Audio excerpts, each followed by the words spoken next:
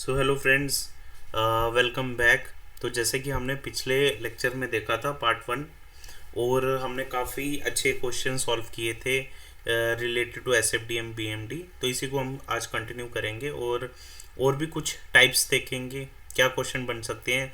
कुछ वही क्वेश्चंस का एक मॉडिफाइड वर्जन होगा जो उन्हीं को दूसरे तरीके से पूछा होगा। ठीक है। So before starting this lecture आपको मैं बता दूं कि हमारा 22 से ऑलरेडी एक बैच चल रहा है जिसमें हमने काफ़ी हद तक सिलेबस करवा भी दिया है। ठीक है। और क्वेश्चंस भी करवा दिए हैं हमने। और नेक्स्ट बैच जो है हमारा 29 नवंबर, 6 दिसंबर और 13 दिसंबर से स्टार्ट है। तो आप आ सकते हैं और 3 दिन की डेमो ले सकते हैं। That will be absolutely free. Okay. तो ये पार्ट 2 है and that will be the final part of this topic. Okay. So will proceed further और ये क्वेश्चन देखते हैं। अ हॉरिजॉन्टल बीम कैरिंग, आपको फर्स्ट देखो, the first thing you have to do is आपको क्वेश्चन पढ़ना है ध्यान से, आराम से, कोई इशू नहीं है, उसमें 5 सेकंड ज़्यादा लग जाएंगे। बट हमारा मोटिव, क्योंकि that will be adjusted in that questions जो बिल्कुल वन लाइनर्स होते हैं जिसमें आपको टाइम नहीं लगेगा। ठीक है। तो ओवरऑल तो हमें 2 घंटे से पहले एग्जाम खत्म करना है, बट हमें कोई क्वेश्चन ट्राई करने की छोड़ना नहीं है। ठीक है। Because that will predict your rank and your selection. Okay. So a horizontal beam carrying UDL. Okay. अब इतना पड़ा, हॉरिजॉन्टल बीम बना दो यूडीएल का। खैर बना हुआ है, बट एक मैं आपको समझाने के लिए बना देता हूँ। ठीक है। Is supported with equal overhangs as shown in figure. ठीक है। ये बनाया इन्होंने ए और ये एल, मैं इसको एल लेता हूँ, इन्होंने बी लिया, कोई इशू नहीं है। ठीक है। The resultant bending moment at the mid span shall be zero if. ठीक है। तो ये क्वेश्चन हमने बड़ी अच्छी तरह देखा था कि इसकी, इन्होंने बोला मिड स्पैन पे बेंडिंग मोमेंट ज़ीरो है। ठीक है। 4 पॉइंट्स थे, ये 2 पॉइंट्स। ठीक है। इसकी बेंडिंग मोमेंट कुछ ऐसे ऐसे और ऐसे बनी थी। ये केस मैंने आपको बताया था when L equal to 2a।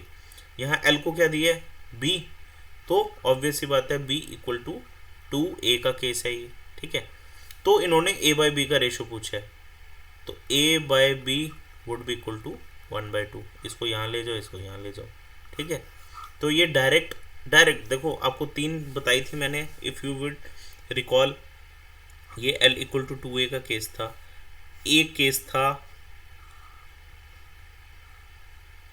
ये था L is greater then 2a, और एक केस था if L is less than 2a। ठीक है। तो इस केस में आपको ऐसा क्वेश्चन पूछ सकते हैं। इस केस में आपको पॉइंट ऑफ कॉन्ट्राफ्लेक्चर का पूछेंगे। ठीक है।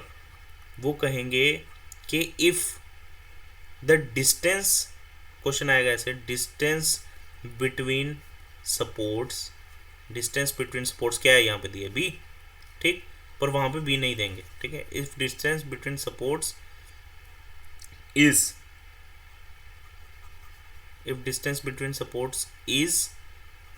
Greater than sum of overhangs, या is greater than both overhangs combined. मतलब इंग्लिश है ना, आप जैसे भी इसको तोड़ जोड़ कर सकते हैं। ठीक है।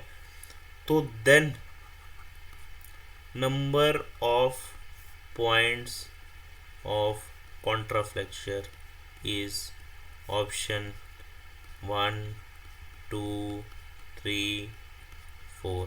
तो इसका आंसर है 2। ठीक है। इसमें ऐसे पूछे, और ये पूछे कि is distance between two sports is less than both overhangs, तो इसका मतलब ये है, और इसमें यहाँ पे कोई हमारा बेंडिंग मोमेंट साइन चेंज नहीं कर रहा है। तो ठीक है। तो यहाँ पे एक ऑप्शन होगा 0, तो number of point of contraflexure 0 हो जाएंगे। ठीक है। तो क्वेश्चन आपको इसी से घुमा के पूछेंगे। ठीक है। यहाँ पे भी कोई पॉइंट ऑफ कॉन्ट्राफ्लेक्चर नहीं है। अगर ये थोड़ा ऊपर जाता तब हमें मिलते, बिकॉज ये यहाँ पे जस्ट टच कर रहा है, साइन चेंज नहीं हो रहा, ये नेगेटिव नेगेटिव ही है, तो इसका भी आंसर 0 होगा। ठीक। चले अच्छा, इसमें ना मैं आपको एक एक्स्ट्रा बताना चाहता हूँ कि एक हमारा केस होता है पर्टिकुलरली, ये मैंने आपको क्लास में जिन्होंने ये मेरे लेक्चर्स अटेंड किए हैं ऑफलाइन, उनको मैंने ये एक ना स्पेशल केस बताया है। वो क्वेश्चन ऐसे आएगा कि what will be the safest safest and economical safest and economical condition with when UDL is acting on simply supported beam with equal overhangs। ठीक, कहने का ये मतलब है यही यही डायग्राम है। विद इक्वल ओवरहैंग्स नहीं होगा, विद ओवरहैंग्स होगा। ठीक है, तो एक पर्टिकुलर कंडीशन होती है, इसको आप चाहे याद रखें, जिसमें ओवरहैंग्स जो हैं पॉइंट, अगर हम इसको पूरे को एल मानते हैं, ठीक है, मैं इसका थोड़ा कलर चेंज करता हूँ। ठीक, अगर हम इस पूरे डिस्टेंस को एल मानते हैं, ठीक है, तो अगर 0.207 एल यहाँ पे होगा, 0.207 एल यहाँ पे होगा और 0.586 एल ऐसे होगा, यानी कि ओवरहैंग जो है दैट इज 20.7%, 20.7% और 58.6%। ठीक है, अगर कुछ ऐसा सेटअप होगा एक बीम का जहाँ पे ये ऊपर यूडीएल लग रहा है, ये यूडीएल लग रहा है, ठीक है, और वो यूडीएल, ये यूडीएल लग रहा है आपका, ठीक है, ये ए है आपका, बी है, सी है और डी है। ठीक है, तो जो डिस्टेंस ए बी है that is 20.7% of total length, यहाँ पे भी 20.7%, यानी कि आप 0.207 ऑफ एल और यहाँ पे 0.586। ठीक है, तो ये एक ऐसा केस है that will be the most safest and economical. ठीक है, इसकी भी मैंने आपको क्लास में पूरी डेरिवेशन बताई है कि ये कैसे हमने इसको डिराइव किया और कैसे हमने ये चीज़ कंक्लूड की।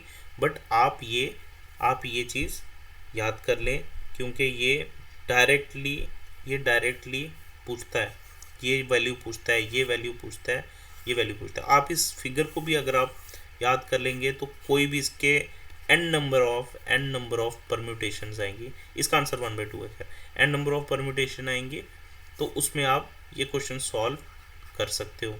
ठीक है, सॉल्व कर सकते हो। ओके, तो आगे हम नेक्स्ट प्रोसीड करते हैं।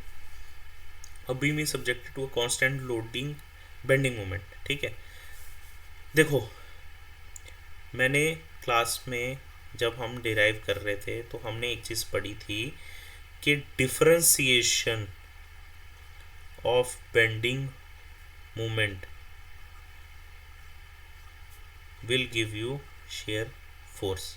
ठीक है, लिखो differentiation of bending moment gives shear force. Differentiation of shear force will give you loading diagram या लोड। ठीक, differentiation of shear force diagram give load या लोडिंग डायग्राम। ठीक, और मैंने ये माइनस क्यों लिखा है? माइनस इसलिए लिखा है because load is always acting downwards. ठीक है, तो ये साइन का कोई इशू नहीं है। ठीक है, अब if a beam is subjected to a constant bending moment, तो ये देखो मैंने क्या लिखा, dm/dx of m is shear force. ठीक है, तो मैथमेटिक्स में हमने ये 11th क्लास में पढ़ा है कि कांस्टेंट की डिफरेंशिएशन करेंगे तो रिजल्ट 0 आएगा। ठीक है, तो अगर मोमेंट हमारी कांस्टेंट है तो वो 0 होगी। पर डिफरेंशिएशन ऑफ मोमेंट क्या होता है? शेयर फोर्स, इसका मतलब शेयर फोर्स 0 होगी। ठीक है, तो इसका आंसर ये है, will be 0 at all sections along the beam. ठीक है, तो ये अगर आपको ये चीज़ याद होगी तो आप डायरेक्टली, और इसको आप नोट डाउन कर लें। ठीक है, इसको आप नोट डाउन कर लें, that is very important.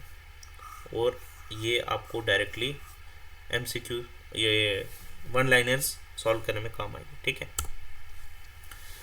The shear force diagram shown in the figure is of. देखो बड़ा आसान क्वेश्चन है ये आपको डायग्राम देख के डरना नहीं है। देखो अब आप ना यहाँ पे मैं आपको सजेस्ट करूँगा एलिमिनेशन मेथड करो, या अगर एलिमिनेशन भी नहीं कर सकते तो एक एक, इन्होंने पूछा कि शेयर फोर्स किसकी है, ठीक है, एक एक चीज़ को लो। पहला है freely supported beam width symmetrical loading, freely supported beam width symmetric loading about mid span. Symmetric loading कुछ ऐसे कर लो आप, ठीक है।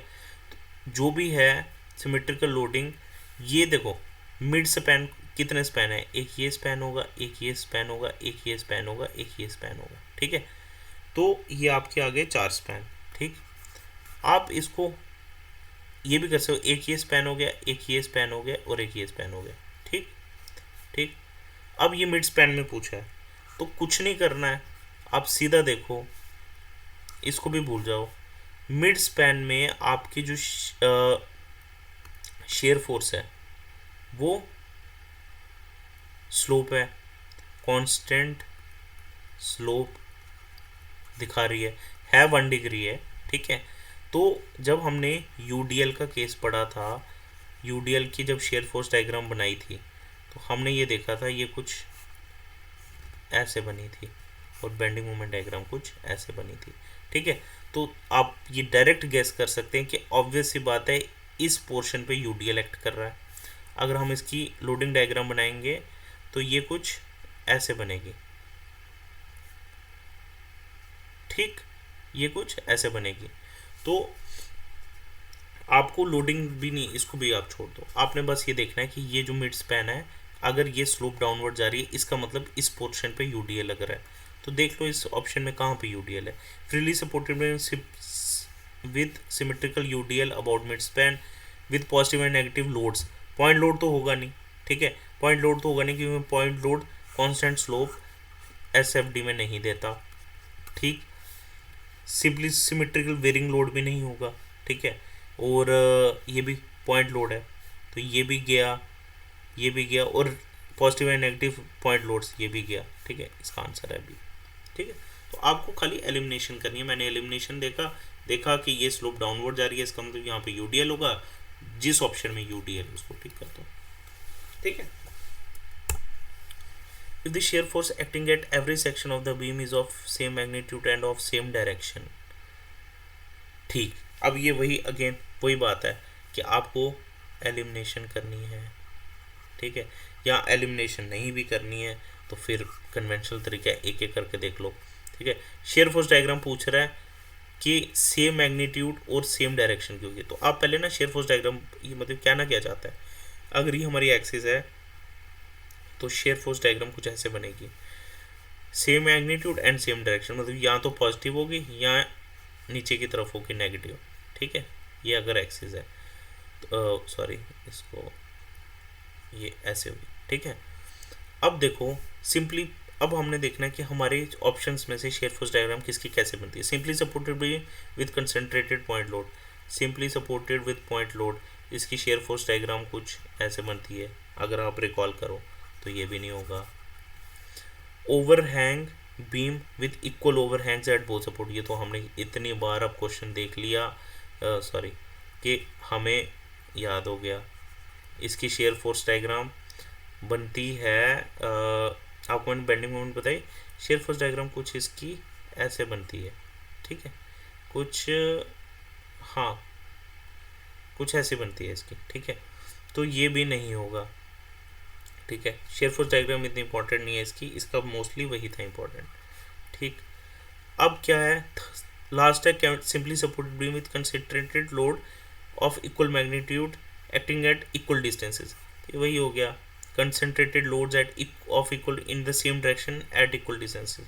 फर्स्ट लो ये ऐसे होगी कंटिन्यूस लोड, तो इनकी कुछ ऐसे होगी, इनकी भी हमने देख ली, इनकी कैसे बनी थी, ऐसे ऐसे, ठीक है।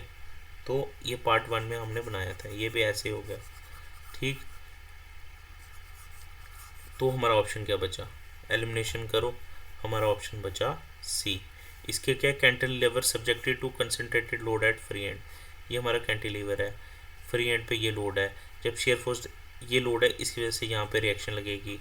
जब हम एक सेक्शन लेंगे और इसको यहाँ पे देखेंगे, शेयर फोर्स डायग्राम करेंगे तो ये कुछ ऐसे बनेगी, और ये यहाँ से फिर ये लोड ऊपर गया आ रहे, यहाँ तक कुछ नहीं था, यहाँ से नीचे आ गया, तो ये हमारी ऐसे बनेगी। तो ये ऑप्शन कैंटिलीवर, सी ऑप्शन, ठीक।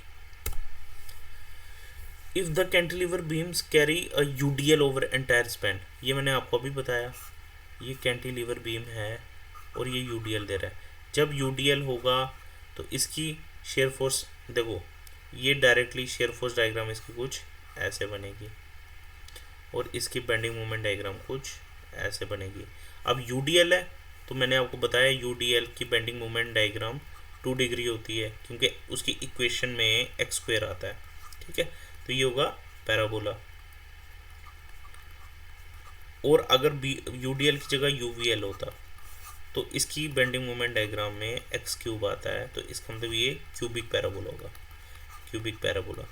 ये सिंपल पैराबोला, ये इसको क्वाड्रेटिक पैराबोला भी कह लो, क्योंकि x square denotes quadratic equation, ठीक है। तो इसका आंसर है क्वाड्रेटिक पैराबोला। इसकी कुछ शेयर फोर्स डायग्राम ऐसे बनेगी। कन्वेंशनली भी हम निकाल सकते हैं, ये पूरा लोड डब्ल्यू एल आ रहा है, ठीक है, ये फर्स्ट रो एल है, ठीक है, एक्टिंग एट L/2 फ्रॉम ए और फ्रॉम बी, ठीक है। तो ये यहाँ पे डब्ल्यू एल की रिएक्शन होगी, तो ये डब्ल्यू एल होगा, ठीक है, इन एल डिस्टेंस। तो मैक्सिमम बेंडिंग मोमेंट कितनी होगी, area of this 1/2 into L into W L, W L square by 2, W L square by 2, ठीक। और ये पैराबोलिक होगी, पैराबोलिक, ठीक। अगर यूवीएल है, अगर इस केस में यहाँ पे यूवीएल एक्ट कर रहा है, फर्स्ट करो ऐसे, ठीक है, तो ये भी क्या होगा, ये अब लोड कितना आ गया, इसको मैं दूसरे कलर से बताता हूँ आपको, ठीक है। यहाँ लोड क्या आ गया, WL/2 acting somewhere here from L/3 from this point, ठीक है। तो इसका रिएक्शन क्या हो गया, रिएक्शन भी WL/2, तो इसकी भी, इसकी हमारी SFD कुछ ऐसी बनी, नहीं, SFD इसकी हमारी इसकी SFD पैराबोलिक बनेगी, ठीक है, इसकी SFD पैराबोलिक बनेगी कुछ ऐसे, और इसकी BMD भी ऐसे बनेगी, इसकी BMD भी ऐसे बनेगी, ठीक है, क्यूबिक पैराबोला बनेगा यहाँ पे, क्यूबिक पैराबोला 3 डिग्री, ठीक। तो अगर आपको यूडीएल बोले मतलब quadratic parabola. The rate of change of share forces, ये मैंने आपको बताया, d/dx ऑफ Sx क्या होता है, लोडिंग, इंटेंसिटी ऑफ लोड, ठीक है। तो इसका आंसर होगा इंटेंसिटी ऑफ लोडिंग। चले, the bending moment is constant, the sharing force will be, ठीक है, बेंडिंग मोमेंट कांस्टेंट है, मैंने आपको बताया ये m कांस्टेंट है, तो dm/dx जो शेयर फोर्स होता है ये 0 होगा, तो यहाँ पे कोई भी ऑप्शन पे 0 नहीं है, तो ये नन होता होगा वो, ठीक है। The sharing force will also be constant over its entire length and is given by, गलत चीज़ है, ये तो होगा ही नहीं, ठीक है। अब ये देखो, ये अच्छा क्वेश्चन है, for the same span and loading condition the maximum bending moment in a fixed beam compare to simply supported beam, ठीक है। ये फिक्स्ड बीम है और ये सिंपली सपोर्टेड बीम है, ठीक है। Maximum bending moment in a fixed beam compare to simply supported beam for the same span. अच्छा, लोडिंग कंडीशन हम ले लेते हैं, फर्स्ट करो यूडीएल, ठीक है। अब पूछा है मैक्सिमम बेंडिंग मोमेंट, इसकी जब हमने बेंडिंग मोमेंट निकाली थी तो इसकी बेंडिंग मोमेंट डायग्राम कुछ ऐसे आई थी, ठीक है, ये हमने क्लास में किया हुआ है। तो this is WL square by 12, WL square by 12, और ये था WL स्क्वायर बाय 24, ठीक है, कुछ ऐसे था। तो इसमें मैक्सिमम बेंडिंग मोमेंट क्या है इसकी, ये, क्योंकि ये डिनोमिनेटर बड़ा है तो ये इससे छोटा है, और इसकी मैक्सिमम बेंडिंग मोमेंट क्या थी, ऐसी थी इसकी, तो ये था WL स्क्वायर बाय 8, ठीक है।